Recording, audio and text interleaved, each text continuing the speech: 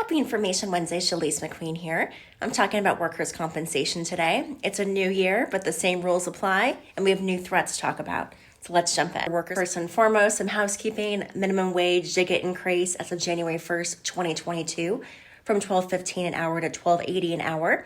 And yes, workers' compensation is still a law in the state of Arizona. Whether you have 1 employee or 50 employees, you're required to maintain workers' compensation. If you do not, it's a Class 6 felony. You could face up to 2 years of imprisonment and also a $10,000 fine, not to mention all other stuff that could happen.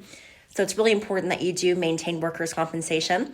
In comparison to all the other insurance products that we have in our lives, from the personal side of auto and home to, of course, our business insurance, workers' compensation is actually a pretty inexpensive policy and protection to have.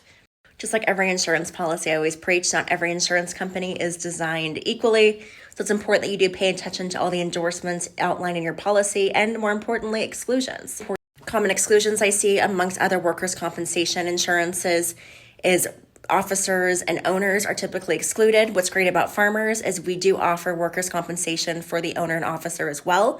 And this is great for those of you who work in the field and have a higher risk of potentially being hurt. That way you have some safeguard protection for yourself. Because of our newer environment, and by newer, I mean allowing our employees to work from home, we do have a new risk.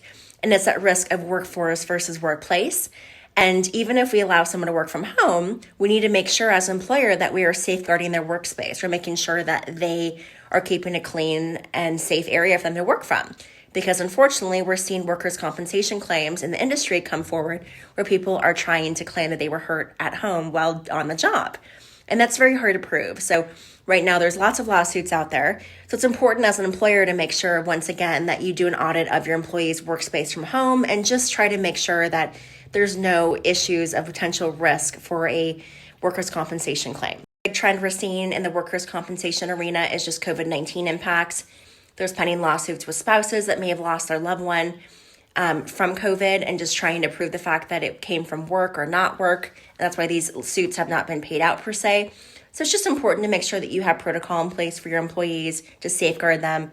You know, whether it's this hand sanitizer, mask, whatever it is, that's up to you as an employer. But it might be wise just to continue to safeguard your business against any future claims. Last on our list, I mentioned it last week, just inflation in general. Medical is on the rise as well.